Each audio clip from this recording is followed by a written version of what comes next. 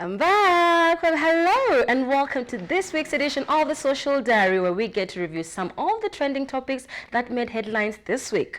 My name is Conchita Lilian, and as always, I am not alone, as I have my co-host, who is the one and only actress, Amalie Chopetta. Hello, hello. Hi. Welcome to the Social Diary. Thank you very much for having me. How have you been? I've been amazing. So Gosh. are you ready to see what people are talking about in the interviews? You guy, I am interested. I can't wait.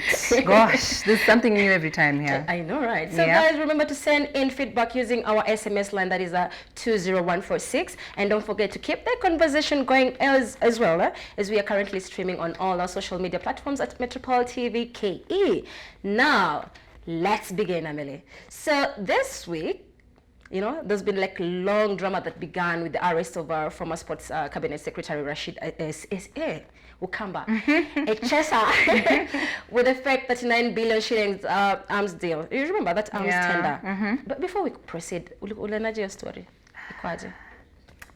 It just felt funny, man. It's All funny. that, how? 39B. How? Gosh. Papa vile tuko na deni ya tala kunato. My guy tumezima simu tukanunua lines zingine. Gosh, as in, and someone just has, no, you cannot. So now, HSA allegedly used Deputy President Dr. William Ruto's office to lure foreign businessmen into a fake 39 billion tender for the supply of arms to the military, in a manner that suggested tactic operation by influential people in the DP's office. Now, the DP confirmed in a tweet that the scammers were in his office for 23 minutes, but challenged investigators to extend the probe to other state departments, raising the hashtag, you know, under Ruto in 23 minutes. Now, I see DCI so said detectives were set to visit Dr. Ruto's office on earlier this week to interview the personnel suspected to have facilitated a chasers meeting. Sasa wakienda huko. Chokesha. Hashtag 23 minutes, you guys. So actually going to go there to you know, with that meeting with the foreign businessmen. Now, detectives are hoping to get some key leads from a CCTV footage at the Harambee Annex as they work to identify the people involved in the racket. They also want to obtain footage from the airport where the businessmen were allegedly picked up in military cars, as well as that, you know, Hemingway's hotel. Hemingway's cost Texas, where some of the meetings were held. Sasa wewe, military car. But it is still alleged. What? Alleged, eh? It's okay, alleged. it's fine. Na wakatoka hapo hivyo wakapelekwa Hemingway's. Ati. Nah, okay. It's fine. This time haikuwa Kempinski. Yeah, Kempinski. Do you, as in, unapelekwa Kempinski kwa Kempinski? barabara. How? What? Na hiyo, all that, no. Lakini kwa mimi ningekuwa watu ningeingia box. Imagine like military, you know, I can only imagine zilikuwa ngapi. You guys know me, I'm still at 39 billion. As in what? In 23 minutes. B, not M. CM. B. How? Guy.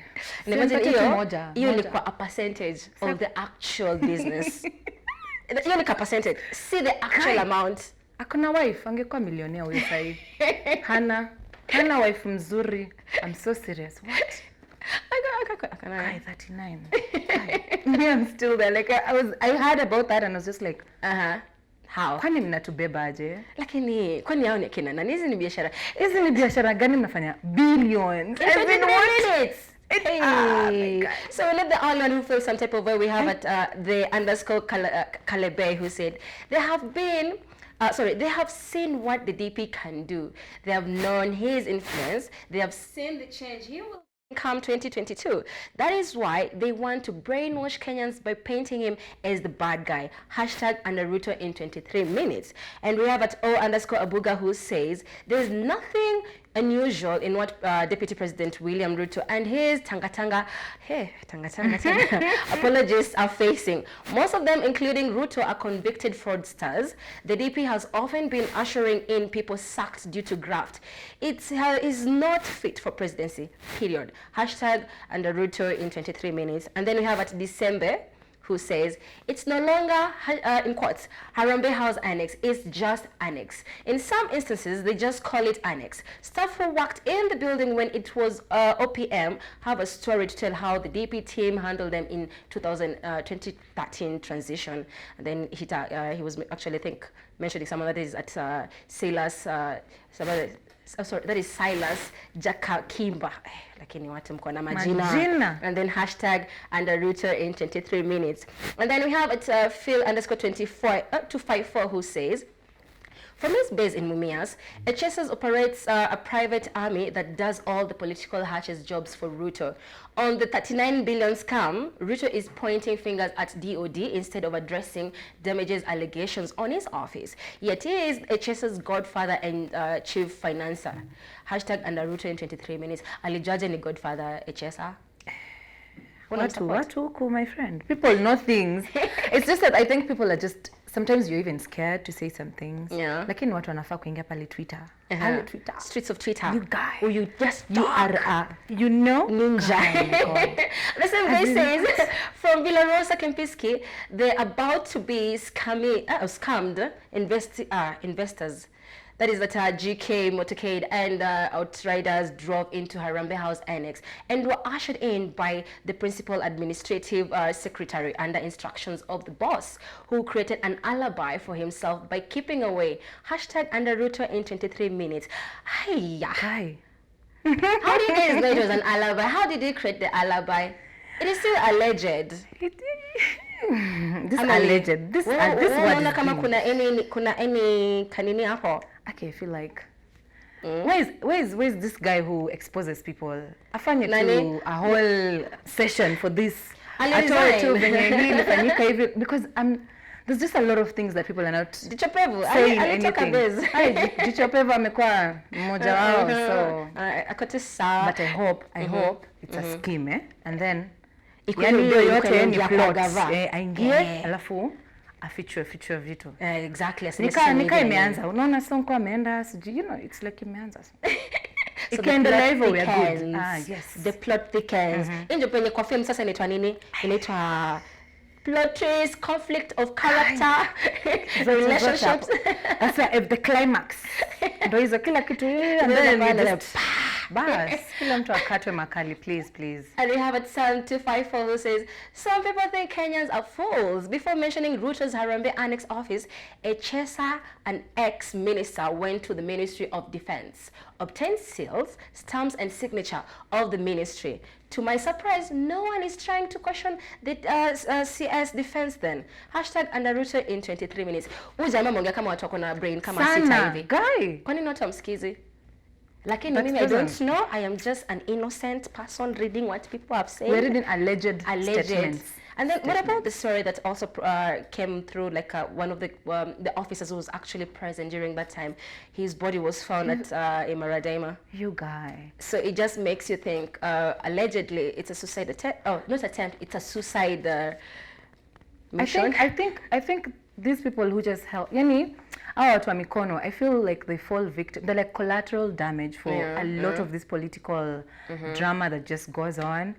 And I'm just like, but for how long? I mean, we ushamona yule mwenzako, this and this happened. The family wasn't, you know, taken care of. Story just goes and then it just yapotea. And then you go back to this, like, you've not learned from his mistakes. Like, how are people in Kenya? Ingekuwa ni 39 billion umeitwa pala funambo unapata 1% with this economy.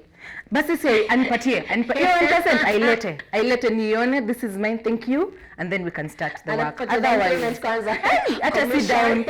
Kenya unafaa kujua kufukuza watu. Madeni no.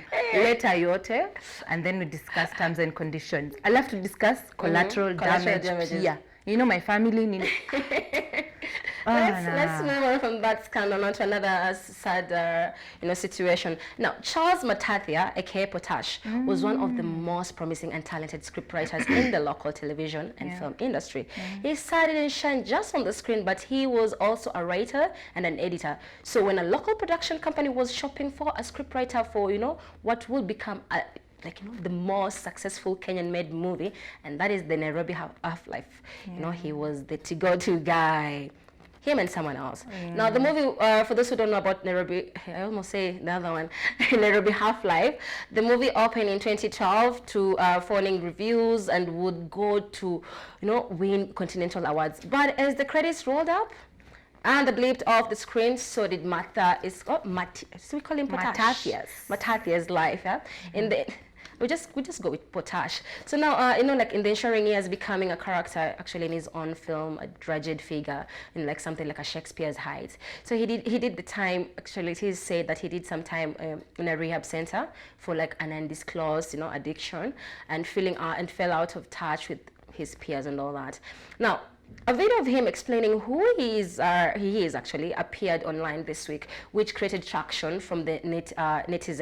And I think we actually have that video whereby he talks about who he is and all that. So he was explaining, saying who he is, his name, his credential, and so many other things. You just wonder, like, is this right? Did you see the video? I saw this video there that end was like, wait. First of all, even how he speaks, he's very eloquent. Like, exactly. I was just like, this is not a common choco, like, I was just like, what? So even like his introduction, sometimes you would hear some of these guys just speaking, someone is just entertaining someone who can speak well. But I was just like, hold up, he's actually making sense. Exactly. And oh my God, he did this and this. And then of course, Google is your friend. And I'm like, hold up, that is actually his name. But some of these things happen to us, because there's a lot that happens in our industry, once that happens, and then, getting something else might be tricky after a while. Yeah. So one way, like, I could get how he ended up there. So does it actually, sorry for cutting you short, Amalie, does it reflect the current film, entertainment industry in the country? How is it? Like you're one of, the actresses. There's some of the issues that people go through all the time. They are, and that's sad. There are many of them. We've lost a couple already. Sure. I'm in the industry itself, but like, I don't know, like, the projects always come, but then there's a lot of things that are involved. Corruption is there, of course. So even if you are like you're 100% talented, you have everything, and I'm not saying that because you did something great the other time, but yourself, you practice, you keep doing ABCD, but then you find, i.e. a certain producer just wants to cut costs, so they'll bring in C-class actors, and I'm not saying, I'm not trying to, C-class? Come on, there are programs hata zimeletwa kwa TV, right? And then after like the 3rd episode, 4th episode, it goes missing. Inkwenda hapi. As in, there's no ratings. There has to be a reason as to why these programs are taken off air, either bad, whatever, or maybe corruption. I don't know. But either way, it's very sad. It's there. It's sad. I feel. I saw, because I'm in a lot of groups here. I saw someone had reached out to help the guy. So I really don't want to talk much about it because I don't know the whole story about how they're helping and everything. But I saw that someone had actually taken an initiative and they had said they will work with him. So I'm really praying that happens. And even for like the rest who are out there, I don't know, like come together and get something going on for them, for us, because eventually all of us are going to benefit from it, Sure. So I saw him and I felt really bad, but I'm glad that something is being done. So you're not the only person who has some sort of feeling. So because we have at Frank_Ndiga who said, actually he was replying to the guy who posted the video, that is Mr. Jemedari, and some other person just said the government of Kenya doesn't do anything to support local talents. Kenyan artists never want to unite and explore their diverse ideas. Again, Kenyans love mediocrity. Nataka maji jameni. Maji, please. Mediocrity. The industry stagnates because we run the same programs for decades. No new ideas, no new talent, of which I actually do agree with this. We have programs that have been running for years and years and years. You wonder, season aishi is season 20, season 30, I know what you mean. And then the storyline is still the same. One character has always been that character. And like, hey, characters in real life, people have ambitions. Yeah, I think for a lot of the industries, it's like a kilema. They still have a lot of things to be done, a lot of like restrictions, regulations, you know, of how to do things. Because, you know, I'm thinking we have better talent True. than a lot of people out there. who are And that is doing because YouTube has made it easier for us to get... Again, guys, for those who don't know, she's talking about the A class, not the C class. Okay, let's carry on. I don't know what she's talking about. However, like, I don't know. If you say the thing about Suji, normal actors being, I mean, nowadays it's been, you know, watu wanajaribu tuna mix up nini. ABC wanachanganywa hivi kidogo which is good, you know, you lift this one, you know. One. But I think at some point maybe things get really, really tough, even if you have projects. And then, you know, some industries don't wacha tubakie kwa tukianza hapo hatutamaliza leo. But Mturanda actually replying to the same person who just said, and I always have this feeling that the arts and sports industry is never taken serious in Kenya. Right from the appointments made to the industry, so we have like the ministries, the ministers are diplomats and technocrats that understand nothing art. So, but they unaleta mtu mwenye alisoma mining handle arts industry. Nani ana handle our acha tafakari ya babu. And then you have Tash Mitambo replying to the same you know, to the same video saying there's no film industry in Kenya. The government works very hard to kill whatever tries to rear its head in that sector. True that. Very true. Uyapatiwe chai. Jamani, how do you charge people all that hata hawajaingia hawajaanza kushoot? Imagine. Wewe umeongea kama watu 30 euro. And then at the same time, that is a Tim Random who is also replying to the same video and said, man, this guy was a star. He is as brilliant in brains as they come. Whatever happened to him is just sad. I hope someone comes to his aid. Alafu vijana to shine to madrero safi. And then we have someone else we have a tired underscore tag who said, I've always maintained that the middle class is the engine that drives any economy. If your middle class doesn't consume local products, you are doomed. Our middle class doesn't go to our stadium, doesn't buy our music, screen products. We are doomed. But that's true. It is so middle true, class. That's why everyone, like a lot of people are in that class. Yeah, you know, because these ones can afford it and these ones wouldn't be bothered. So, and then you have that is, I think, is Lakoli Karamoga, who says, sometimes I try to understand what life is all about, and the answer doesn't really come out clearly.